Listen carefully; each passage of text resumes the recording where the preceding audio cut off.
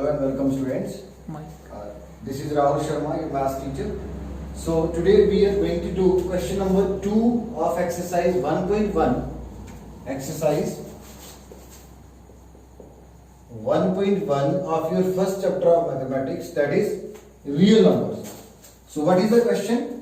Question is, show that every positive odd integer is of the form 6q plus 1 or 6q plus 3 or 6q plus 5 where q is some integer.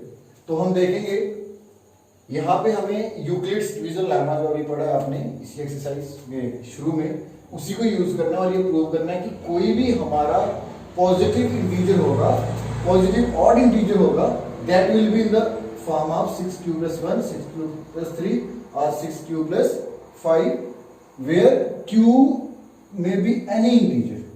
Okay, it will be any integer. Let's begin. Solution. मान लेते हैं कि हमारे पास एक integer है a. Let a be any positive integer. Okay, and on dividing it by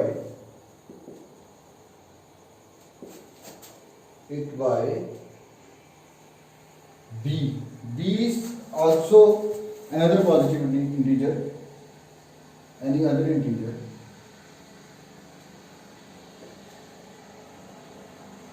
What happens?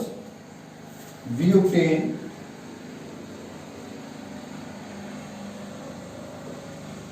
two positive integers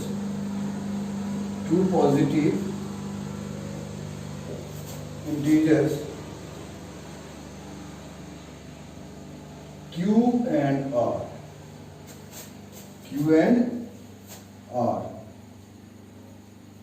Such that, देखिए भाई, जब भी आप किसी इंटीजर को दूसरे इंटीजर से डिवाइड करते हो तो आपके पास यूक्लिड्स डिवीजन लेमा ये कहता है कि आपके पास दो और इंटीजर्स आते हैं, मींस क्वोशिएंट और रिमाइंडर आते हैं, जो such that a is equal to bq plus r where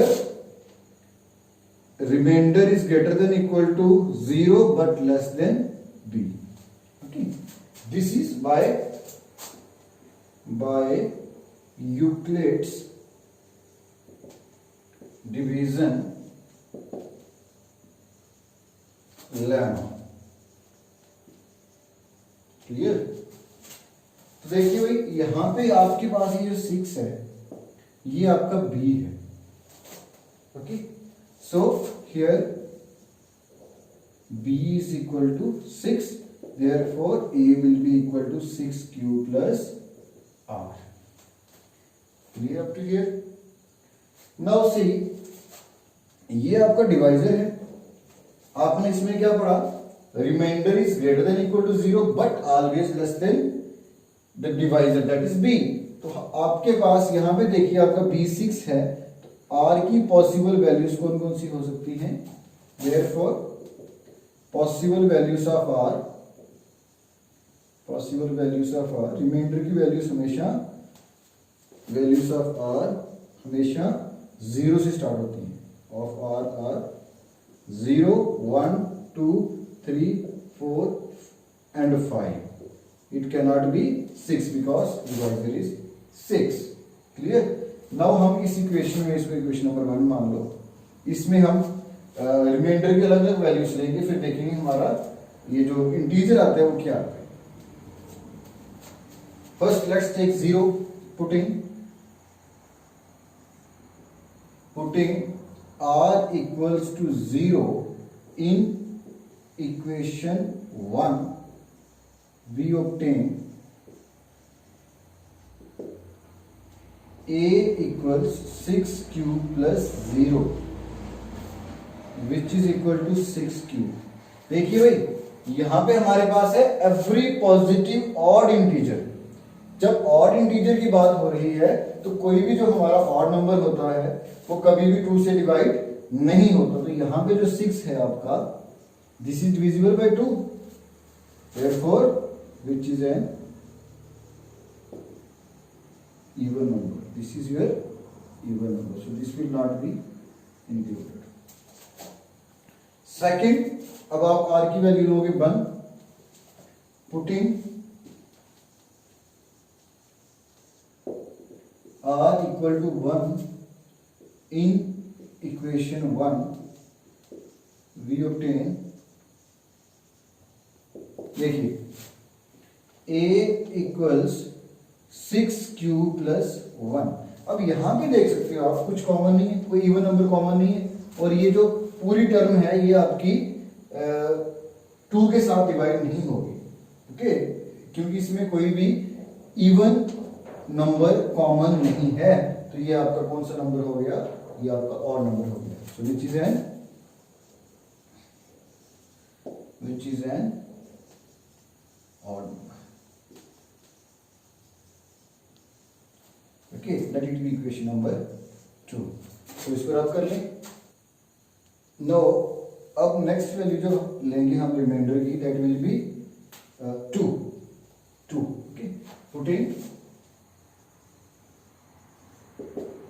r equal to 2 in equation 1, we obtain, क्या आएगा, a equal to 6q plus 2. तो यहां से आपका 2 कॉमन आएगा, ये आ जाएगा 3q plus 1. ये आपका इवन नंबर आएगा, क्योंकि ये 2 से डिविजिबल है. तो आप लिखोगे विच इज एन इवन नंबर. हमें ऑड चाहिए, हमें इवन नहीं चाहिए. Next, putting r equal to 3 in equation 1, we obtain a equal to 6q plus 3. 6q plus 3, यहां से आप 3 कॉमन ले सकते हो, लेकिन that will not be divisible by 2. अगर आप यहां से 3 कॉमन लेते भी हो तो आपका आएगा 2q plus 1, तब भी वो डिविजिबल नहीं होगा 2 से. तो आप क्या कह सकते हो, विच इज एन ऑड नंबर. इसको इक्वेशन नंबर 3 मान लो. अब 4 लीजिएगा. Putting r equal to 4 in equation 1, we obtain a equals 6q plus 4. यहां से आपका 2 कॉमन आ रहा है, 3q plus 2. it is divisible by 2, therefore it is an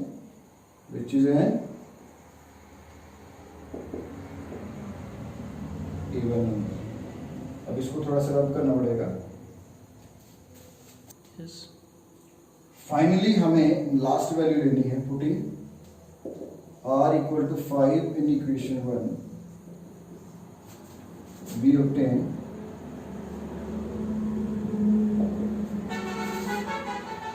a equal to 6q plus 5. यहां पे भी कोई आपका इवन नंबर कॉमन नहीं है, so it is an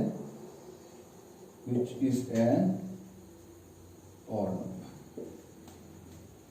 इसको इक्वेशन नंबर 4 मान लो. यहां पे आपके पास इक्वेशन नंबर 2 तो नहीं है, जो हमने रब कर दी, that was a equal to 6q plus 1. तो देखिए दूसरी a equal to 6q plus 3, तीसरी आपके पास आ गई a equal to 6q plus 5. यही आपका क्वेश्चन था कि जो भी आपका पॉजिटिव ऑड इंटीजर होगा वो किस फॉर्म में होगा, 6q plus 1 और 6q plus 3 और 6q plus 5. बाकी आपने देख लिया, बाकी तीनों के तीनों जो है वो इवन इंटीजर्स हैं. Hence, or you can say from equations 2, 3 and 4, we get every positive integer